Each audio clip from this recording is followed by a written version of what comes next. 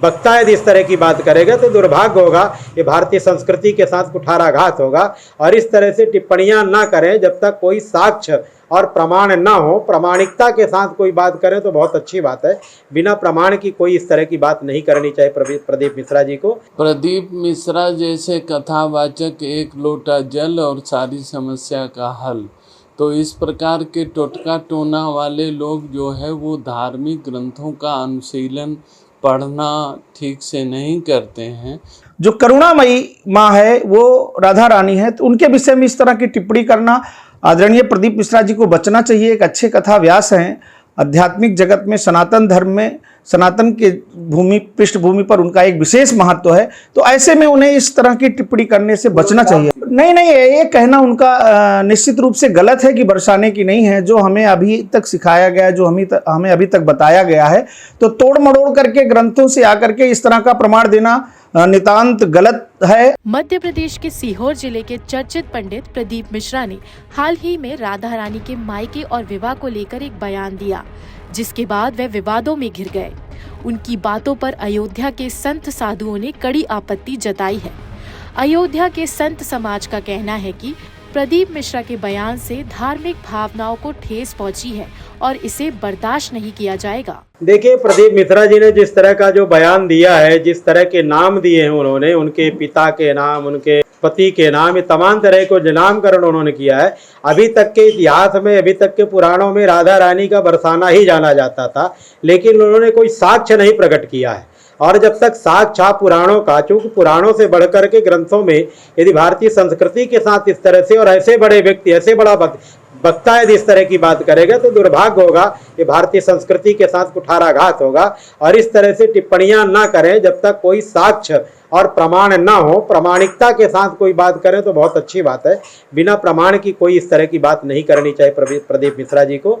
ये चीज़ें जो है भारतीय संस्कृति के पार सनातनियों के साथ कुठाराघात करने का विषय है, इसलिए उनको अपने शब्दों को और अपने वाणी को संयम के साथ जनमानस में रखने की आवश्यकता है। अयोध्या के संत समाज ने प्रदीप मिश्रा के इस बयान की कड़ी निंदा की है। उनका कहना है कि मिश्रा का बयान धार्मिक भावनाओं को आहत करने वाला है और ये सत्य से परे है। प्रदीप मिश्रा जैसे कथावाचक एक लोटा जल और सारी समस्या का हल, तो इस प्रकार के टोटका टोना वाले लोग जो है वो धार्मिक ग्रंथों का अनुशीलन पढ़ना ठीक से नहीं करते हैं, गुरु परंपरा से नहीं पढ़ते हैं। और जो लोग नहीं पढ़ते हैं वो लोग इसी प्रकार के अनर्गल प्रलाप किया करते हैं। इस प्रलाप से पाप बढ़ता है और इस प्रकार का जो है पाप वो निश्चित रूप से जनता को भी भुगतनी पड़ती है और जो कथन करने वाले हैं उनको भी भुगतनी पड़ती है। तो ये अल्पज्ञता है प्रदीप मिश्रा की, और गैर जानकारी के अभाव में इस प्रकार की वो बात करते हैं। राधा रानी जी सर्वेश्वरी हैं, ईश्वरी हैं और वो साक्षात भगवान कृष्ण की अर्धांगिनी हैं, आद्या शक्ति हैं। उनके संबंध में इस प्रकार का वचन कहना ये बहुत बड़ा पाप। संत समाज का मानना है कि राधा रानी का स्थान बरसाने में ही है और उनकी महिमा असीम है। इस प्रकार के बयान न केवल धार्मिक अनुयायियों की भावनाओं को ठेस पहुंचाते हैं, बल्कि धार्मिक इतिहास और संस्कृति को भी विकृत करते हैं। निश्चित रूप से किसी भी आध्यात्मिक विषय में जाकर के इस तरह का टिप्पणी करना नितांत निषेध माना गया है।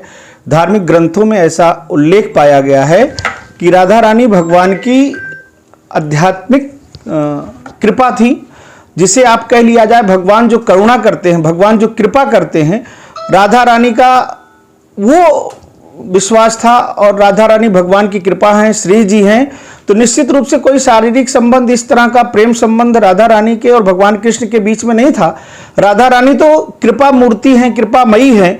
जो करुणामयी माँ है वो राधा रानी है, तो उनके विषय में इस तरह की टिप्पणी करना आदरणीय प्रदीप मिश्रा जी को बचना चाहिए। एक अच्छे कथा व्यास हैं, आध्यात्मिक जगत में सनातन धर्म में सनातन के पृष्ठभूमि पर उनका एक विशेष महत्व है, तो ऐसे में उन्हें इस तरह की टिप्पणी करने से बचना चाहिए। बरसाना की नहीं है वो किसी नहीं, ये कहना उनका निश्चित रूप से गलत है कि बरसाने की नहीं है। जो हमें अभी तक सिखाया गया है, जो हमें अभी तक बताया गया है, तो तोड़ मड़ोड़ करके ग्रंथों से आकर के इस तरह का प्रमाण देना नितांत गलत है और ऐसा नहीं करना चाहिए। आदरणीय प्रदीप मिश्रा जी का स्वागत है हृदय से, अच्छे विद्वान हैं, लेकिन इस तरह की टिप्पणियों से उन्हें बचना चाहिए, मेरी सलाह है उन्हें। इस विवाद ने धार्मिक समुदाय के बीच बहस को जन्म दे दिया है, जिसमें विभिन्न संत और पुरोहित अपनी राय व्यक्त कर रहे हैं।